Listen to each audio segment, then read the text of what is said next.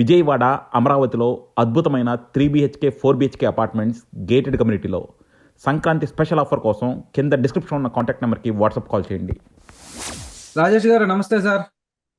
నమస్తే సార్ మళ్ళా నాకు ఏంటంటే ప్రతిసారి ఇది అంటే ఈవెంట్స్ అవి జరుగుతూ ఉంటాయి. చంద్రబాబు నాయుడు గారి హయాంలో పుష్కరాలు కానివ్వండి, బ్రహ్మోత్సవాలు కానివ్వండి, ఇటువంటివి ఈవెంట్స్ గ్రాండ్గా చేయాలి, ఒక బజ్ క్రియేట్ చేయాలనేది ఆయన తపన. కానీ ఈ ఈవెంట్స్ జరిగిన ప్రతిసారి ఏదో ఒకటి అపశృతి, ప్రాణ నష్టం. అంటే ఒక రకంగా చెప్పాలంటే సర్వసాధారణం అయిపోతుంది. మనం గోదావరి పుష్కరాలు, కృష్ణా పుష్కరాలు చూసాం. ఇప్పుడు కొత్తగా ఈ టీటీడీ అంటే మనం అంటే ఖచ్చితంగా ఎవరో ఒకళ్ళ పొరపాటు లేకుండా ఇవి జరగవు, నిర్లక్ష్యం కూడా ఉంది. కానీ ఇవి రెగ్యులర్గా జరగడం అనేది కూడా ఒక అపఖ్యాతి మూట కట్టుకోవాలి కదా ఒక నాయకుడు కానీ లేదా ఒక ప్రభుత్వం కానీ. అంటే ఈ యాంగిల్లో చూస్తే ఏంటి సార్, ఎక్కడ వ్యవస్థల్లో ఎక్కడ ఇది లోపాలు కనిపిస్తున్నాయి? దేనికంటే ఏమి చేయని వాళ్ళకి ఏమో అసలు ఏమి జరగదు, వాళ్ళు మేము బాగా చేసామని చెప్పుకుంటారు. ఏదో చేయాలని ఆత్రుత పడేవాళ్ళు ఇలాంటి వాటిలో పడిపోయి వీళ్ళకి చేత కాలేదు అన్నట్టుగా పిక్చరైజ్ అయిపోతుంది. చెప్పండి సార్, ఏంటి ఎలా చూడాలి ఈ మొత్తం వ్యవహారాన్ని? ఇవాళ స్టాంపేడ్ అనేది ఒక గోదావరి పుష్కరాలకు లేదు, ఇవాళ తిరుమల వైకుంఠ ద్వారదర్శన టోకెన్ల దగ్గర మాత్రమే చరిత్రలో జరగల. స్టాంపేడ్లు వైఎస్ రాజశేఖర రెడ్డి ముఖ్యమంత్రిగా ఉన్న రోజుల్లో కృష్ణా పుష్కరాల సందర్భంగానూ జరిగాయి. స్టాంపేడ్లు కాంగ్రెస్ ప్రభుత్వ హయాంలో దుర్గగుడిలోనూ జరిగాయి.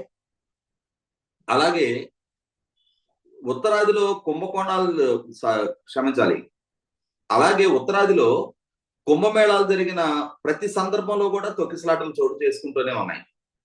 ఇంకా మాట్లాడుకుంటే చాలా అడ్వాన్స్డ్ కంట్రీస్ గా చెప్పుకునే యూరప్ ఫుట్బాల్ స్టేడియంలో ఎన్నిసార్లు తొక్కిసలాటలు చోటు చేసుకున్నాయి, ఎంత ప్రాణ నష్టం జరిగింది.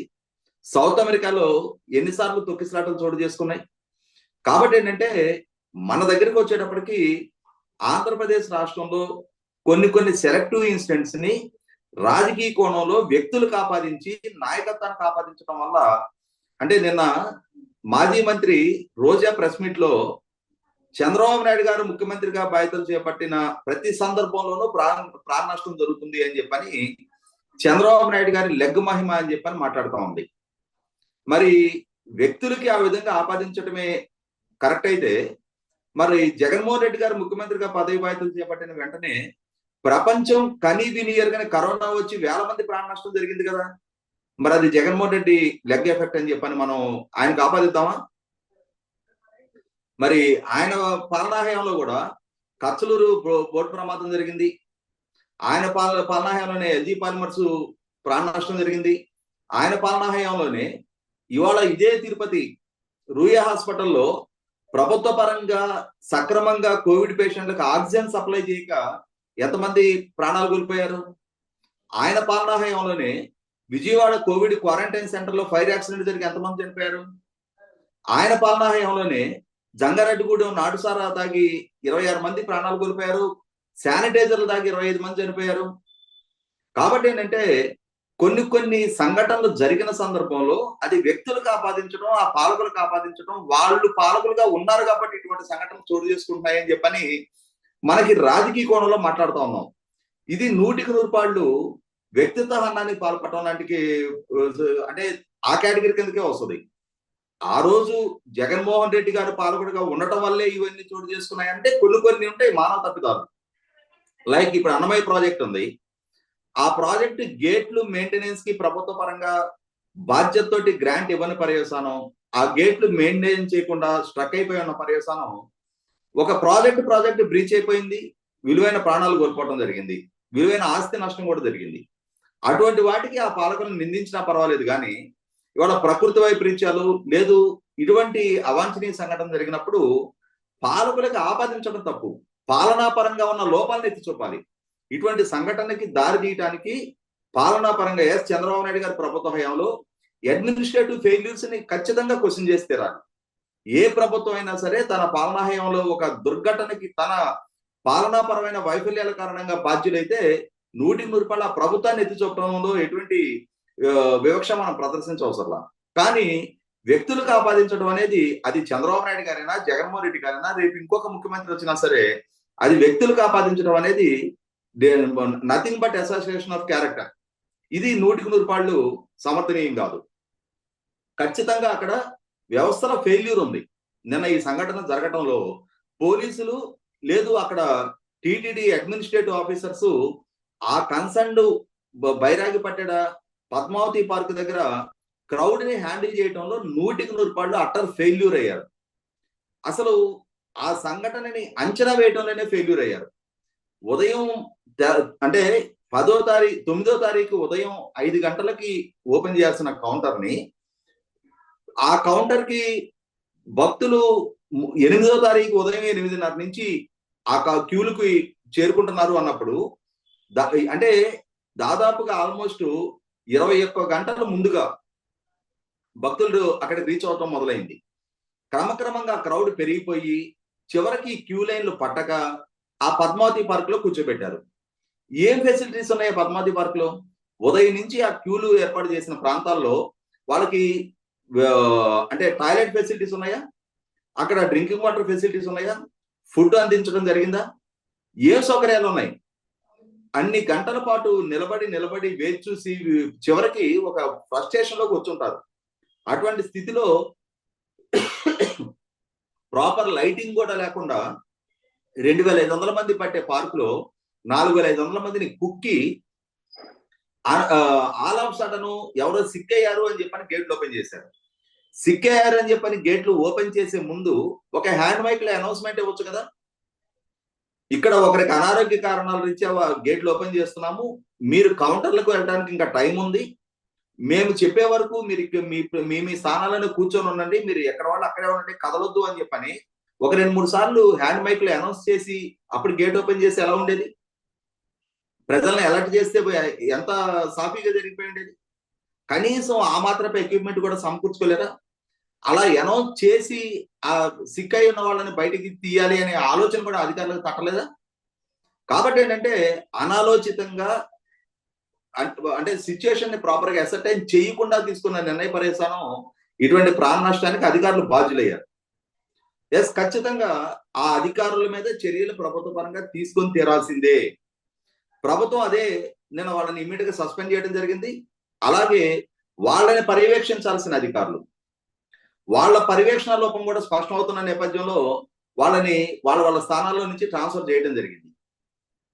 ఇప్పటికీ ఇంకా ఈ రోజు వచ్చిన వార్తాపత్రికలో వచ్చిన వార్తల ప్రకారం తెలిసినా లేదు, మనకి అక్కడి నుంచి అందుతున్న సమాచారం ప్రకారం చూసుకున్నా కూడా ఉన్నతాధికారులుగా ఉన్న టీటీడీ ఈఓ శ్యామలరావు గారు, అలాగే టీటీడీ జేఈఓ వెంకయ్య చౌదరి గారికి టీటీడీ పాలక మండలి తోటి మధ్య సరైన సమన్వయం లేదు అని చెప్పని వార్తలు వినిపిస్తా ఉన్నాయి. పాలక మండలి ఇచ్చిన ఆదేశాలని అసలు పాలక మండలి తోటి ఏ విషయాన్ని చర్చించడం కూడా ఈఓ వైపు నుంచి జరగటం లేదు అని చెప్పని వార్తలు వస్తా ఉన్నాయి. నేను సాక్షాత్తు ముఖ్యమంత్రి గారి ముందే చైర్మన్ గారికి ఈఓ గారికి మధ్య నువ్వు అనే పేరిట ఇక్కడ చైర్మన్ గారు ఈఓ నాకు ఏ విషయం చెప్పలేదు అని చెప్పని ప్రస్తావిస్తే ఐఏఎస్ అధికారిగా ఉన్న ఈఓ గారికి చైర్మన్ గారిని ఆయన వయసు రీత్యా కానీ ఆయన హోదా రీత్యా కానీ ఏకవచనంతో సంబోధించకూడదనే కనీస మాత్రపు విఘ్నత కూడా ఈఓ గారికి ఉండదా? అదే సందర్భంలో చైర్మన్ గారు కూడా ఈఓ ఒక ఐఏఎస్ అధికారి, ఆయన్ని ఏకవచనంతో సంబోధించకూడదు అని చెప్పనే విఘ్నత ఆయనైనా ప్రదర్శించాలి కదా. కానీ అక్కడ సీఎం గారి సమక్షంలో ఇరువురు ఒకరి మీద ఒకరు వాదులాడుకోవటం, ఇదే సందర్భంలో జేఈఓ గారికి సంబంధించి కూడా ఆయన చాలా యారగెన్స్ చూపిస్తా ఉన్నారు అని చెప్పని కూడా వార్తలు వింటూ ఉన్నాం. ఏదేమైనా సరే మీ యారగెన్స్, మీ హోదా, మీకు దక్కిన ఈ వెసులుబాటు అనేది ప్రజలకి సేవ చేయడానికి మీకు దక్కింది తప్ప మీ యాటిట్యూడ్ చూపించుకోవడానికి కాదు. ఏదేమైనా సరే జరిగిన నష్టం తీర్చలేని నష్టం. తిరుమల శ్రీవారి సన్నిధిలో ఈ రోజు దాకా చరిత్రలో ఏ రోజు జరగని ఒక దుస్సంఘటన నిన్న చోటు చేసుకోవడం జరిగింది. ఖచ్చితంగా ఇవాళ ఇటువంటి సంఘటన భవిష్యత్తులో మరొకసారి పునరావృతం కాకుండా కట్టడి చేసుకోవాల్సిన, తగిన జాగ్రత్తలు తీసుకోవాల్సిన అంశం చాలా స్పష్టంగా వాళ్ళ కళ్ళ ముందుకు వచ్చింది. ఈ సందర్భంలో నాదొక విజ్ఞప్తి ఏంటి అంటే, ఇక్కడ కొద్ది వేల మందిలోనే ఈ విధమైన సంఘటన చోటు చేసుకున్నాయి. కొద్ది రోజుల్లో ఉత్తరాదిలో ప్రయాగ దగ్గర కుంభమేళ జరగనుంది. 40 కోట్ల మంది భక్తులు అక్కడ పవిత్ర స్నానాల కోసం వస్తారు అని చెప్పుకుంటున్నారు, అంచనా వేస్తూ ఉన్నారు. అటువంటప్పుడు ఇటువంటి సంఘటనలు అటువంటి ప్రాంతాలలో చోటు చేసుకోకుండా దీన్ని ఒక గుణపాఠంగా, ఒక కేస్ స్టడీగా, ఒక కేస్ రిఫరెన్స్ గా తీసుకొని తగిన ఏర్పాట్లు చేయాలి అని చెప్పని ఆశిస్తా ఉన్నా. అదే సందర్భంలో రాజకీయపరమైన అంశాలని, అంటే ప్రభుత్వాన్ని బ్లేమ్ చేయడానికి, దీని నుంచి రాజకీయంగా మైలేజ్ పొందాలి అని చెప్పని ఏ రాజకీయ పార్టీ చేసే ప్రయత్నాలకైనా కూడా ఖచ్చితంగా ఇటువంటి ఎమోషనల్ ఇష్యూస్ పట్ల రాజకీయ మైలేజ్ పొందాలి అనే ఆలోచన 100% ఆక్షేపణీయం. నేను ఇందాక చెప్పినట్టుగా జరిగిన సంఘటనల్ని వ్యక్తులకు గనక ఆపాదించి వాళ్ళు పాలకులుగా ఉన్నారు కాబట్టి ఇటువంటి సంఘటనలు చోటు చేసుకున్నాయని చెప్పని దాన్ని చంద్రబాబు నాయుడు గారికి ముఖ్యమంత్రిగా ఉన్నారు కాబట్టి వారికి ఆపాదించి తద్వారా చంద్రబాబు నాయుడు గారి స్థాయి తగ్గించగలను అనుకుంటే ఇదే విధమైన వ్యాఖ్యలు చేసే ఇవాళ వైసీపీ పార్టీకి ఏ గతి పట్టింది అనేది మొట్టమొదటి ఆలోచించుకోవాలి. చంద్రబాబు కరువు కమల పిల్లలు అని చెప్పని రోజా 1కి 10 సార్లు మాట్లాడేవారు. ఇవాళ ఇందాక నేను ప్రస్తావించిన సంఘటనలు అన్ని కూడా మరి జగన్మోహన్ రెడ్డి గారి పాలనా హయాంలో జరిగాయి. మరి జగన్మోహన్ రెడ్డి గారిని ఏమనాలి?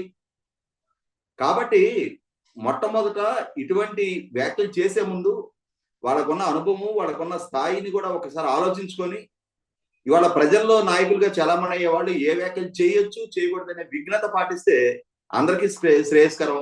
లేదు అని అంటే మరొకసారి చరిత్రహీనులుగా మిగులుతారు తప్ప ప్రజలైతే ఇటువంటి ప్రవర్తనని, ఇటువంటి సంస్కారాన్ని స్వాగతించడానికి, భరించడానికి సిద్ధంగా లేరు. ధన్యవాదాలు సార్ రాజేష్ గారు.